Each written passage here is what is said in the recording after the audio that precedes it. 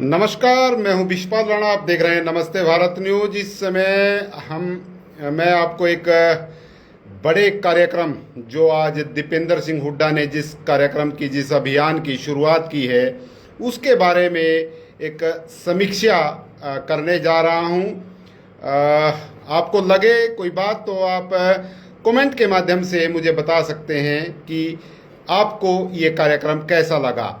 हरियाणा मांगे हिसाब, ऐसा कार्यक्रम जो है आज करनाल से जिसकी शुरुआत की गई है। दीपेंद्र हुड्डा जो रोहतक से सांसद हैं वो करनाल पहुंचे थे। उन्होंने इस कार्यक्रम को लेकर करनाल की पुरानी सब्जी मंडी में एक जनसभा को संबोधित किया। उसके बाद करनाल में एक पद यात्रा भी उनके द्वारा निकाली गई। यात्रा में क्या क्या रहा उसके बारे में विस्तार से मैं आपको बताऊंगा।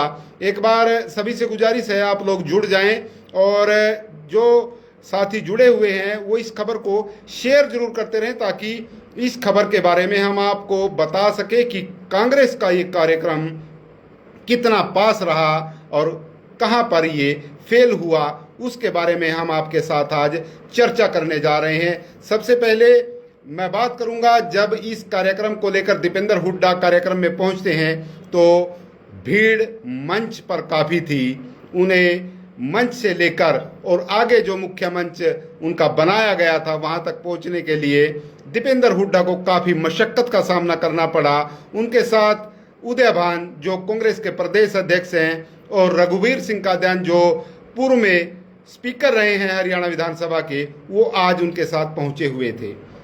मैं एक अक्सर देखता हूं क्योंकि करनाल में भारतीय जनता पार्टी के भी काफ़ी कार्यक्रम होते हैं।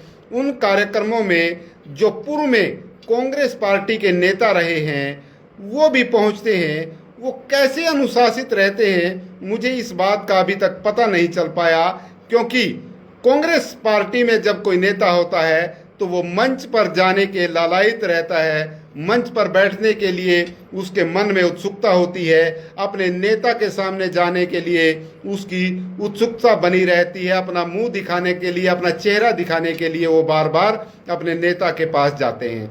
तो आज के कार्यक्रम में भी कुछ ऐसा ही दिखाई दिया। हालांकि एक बड़ा मुद्दा जो है हरियाणा में उठा रहे हैं भूपेंद्र सिंह हुड्डा और करनाल में दीपेंद्र सिंह हुड्डा का। सबसे पहले मैं बात करूं कि कुछ कटआउट ऐसे भी नजर आए कि जिस पर लिखा था भावी मुख्यमंत्री हरियाणा।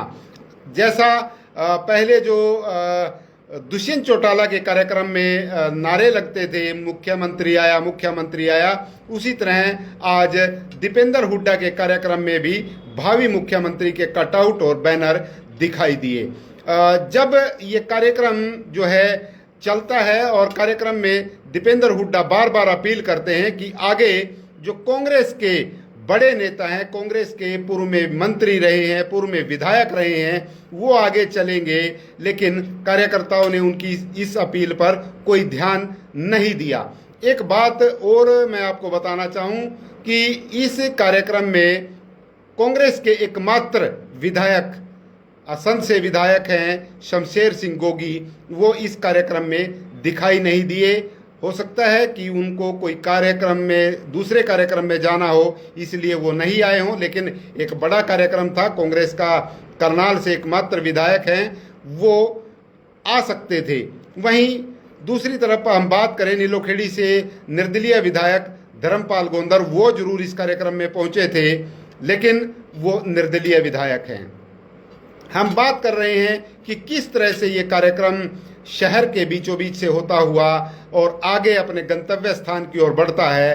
तो हम आपको बताएं कि इस कार्यक्रम में वर्चस्व की लड़ाई जरूर दिखाई दी, क्योंकि दिव्यांशु बुद्धि राजा जो करनाल सीट पर चुनाव लड़े थे लोकसभा का, वो उनका एक सुरक्षा घेरा, उनके साथियों का एक सुरक्षा घेरा दीपेंद्र हुड्डा के आसपास रहा, जिसने करनाल के जो खासकर मैं युवा नेता कहूँ या करनाल के ऐसे नेता जो अपने आप को युवा कहते हैं, वो दीपेंद्र हुड्डा के पास जाना चाहते थे, लेकिन दिव्यांशु बुद्धि राजा की टीम ने उनको दूर ही रखा और एक सुरक्षा घेरा बनाए रखा। हालांकि मीडिया को भी इस कार्यक्रम की कवरेज में काफ़ी दिक्कतों का सामना करना पड़ा। जैसे मैं आपको बता रहा था कि कैसे कैसे ये उनकी यात्रा आगे बढ़ती है। हरियाणा के लोग, करनाल के व्यापारी दीपेंद्र हुड्डा की एक झलक पाना चाहते थे, उनका स्वागत करना चाहते थे, लेकिन भीड़ इतनी ज़्यादा थी, या यूँ कहे कि हरियाणा भर के लोग, करनाल से बाहर के लोग भी उनके साथ आ गए थे, जिसके चलते एक मोटी लेयर, लोगों की एक मोटी लेयर उनके साथ बन गई, जिसको लेकर करनाल के व्यापारी, करनाल के लोगों को दीपेंद्र हुड्डा की झलक पाने में काफ़ी दिक्कतों का सामना करना पड़ा। हालांकि कई जगह पर उनका स्वागत भी किया गया, लेकिन ये स्वागत उस समय फीका हो गया जब लोगों की भीड़ एकदम से दुकानों में घुस जाती थी, जब एकदम से जो व्यापारियों को काफ़ी दिक्कतों का सामना करना पड़ा, या यूँ कहें कि जो व्यापारी हैं अच्छे तरीके से उनका स्वागत करना चाहते थे, लेकिन भीड़ के कारण वो उस तरह से उनका स्वागत नहीं कर पाए। करनाल की पुरानी अनाज मंडी से जैसे उनकी पद यात्रा चलती है, तो बीज मार्केट से होते हुए जो करनाल का दिल कहा जाता है, करनाल का बाजार कहा जाता है, करण गेट से होते हुए काफ़ी भीड़, लोगों की काफ़ी भीड़ जब चलती है, तो उनके बीच में दीपेंद्र हुड्डा घिरे होते हैं। हालांकि व्यापारी उनको देखना चाह रहे थे, लेकिन कहीं ना कहीं लोगों की भीड़ ने उनको उस तरह से नहीं मिलने दिया जिस तरह से वो मिलना चाह रहे थे, क्योंकि मंच पर भी दीपेंद्र हुड्डा की तरफ से बार बार अपील की जा रही थी कि लोग जो हैं पीछे चलें, वो सभी को जानते हैं, सभी से मिलेंगे, सभी के साथ सेल्फी खिंचवाएंगे जब ये कार्यक्रम समाप्त हो जाएगा। लेकिन कार्यकर्ता बार बार उन्हें अपना चेहरा दिखाना चाह रहे थे, बार बार उनके पास आना चाह रहे थे, और कुछ लोग ऐसे भी थे जो पास आना नहीं देना नहीं चाह रहे थे, और बार बार उनका एक सुरक्षा घेरा जो है वो बना रहे थे, और दिव्यांशु बुद्धि राजा के लोग इसमें सबसे आगे थे।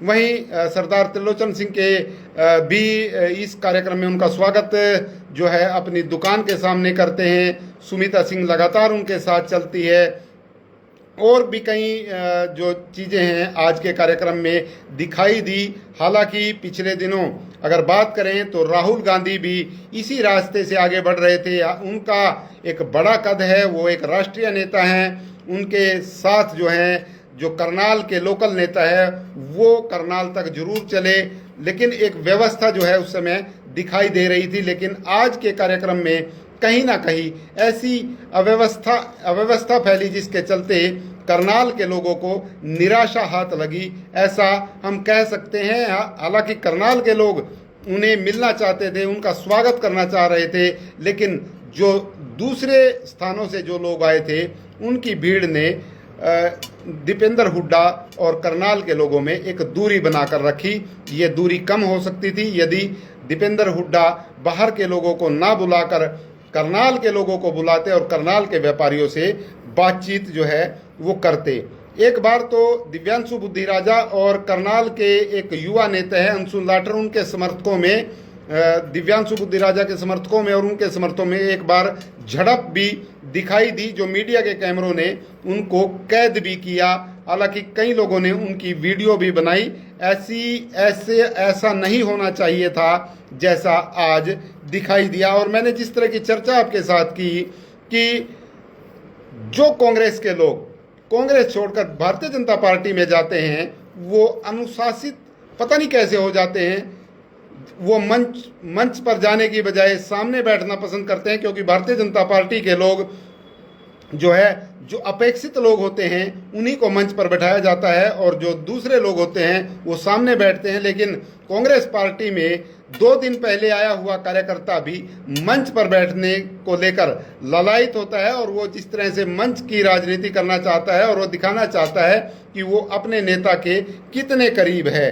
और जिस तरह से ये स्वभाव है दीपेंद्र सिंह हुड्डा का, क्योंकि वो नरम स्वभाव के हैं, हर कोई उनके साथ मिलना चाहता है, हर कोई उनके साथ सेल्फी लेना चाहता है, हर कोई उनके नज़दीक जाना चाहता है, तो यही स्वभाव जो है उनका लोगों को पसंद भी आता है और लोगों की वो पसंद भी इसलिए है। लेकिन कभी ना कहीं ये स्वभाव उनका कमजोरी भी बन जाता है, जिस तरह से आज करनाल में हुआ। हालांकि भीड़ के सिस्टम से अगर इस कार्यक्रम को देखें तो भीड़ के लिहाज से ये कार्यक्रम उनका सफल जरूर था, लेकिन ये भीड़ जो है अगर उनके पीछे चलती तो ज़्यादा अच्छा रहता। यदि वो हाथ जोड़ते हुए आगे आगे आगे चलते और लोग करनाल के लोग उनसे मिलते तो ये कार्यक्रम और भी ज़्यादा सफल हो सकता था। भीड़ जो है उनके आगे भी थी, उनके दोनों तरफ थी और उनके पीछे थी, जिसके चलते करनाल के लोगों को निराशा ही हाथ लगी।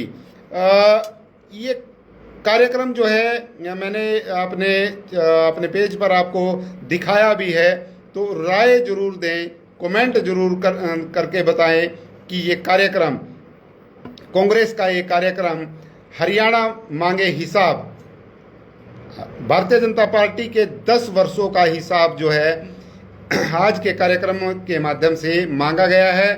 मनोहर लाल खट्टर की सरकार और अब नायब सिंह सैनी के द्वारा किए जा रहे कार्यों का हिसाब कांग्रेस ने मांगा है। हालांकि वहीं भारतीय जनता पार्टी भी कह रही है कि पहले 2005 से 2014 तक का हिसाब भूपेंद्र हुड्डा दे, तब उनको हम इन 9.5 वर्षों का हिसाब देंगे।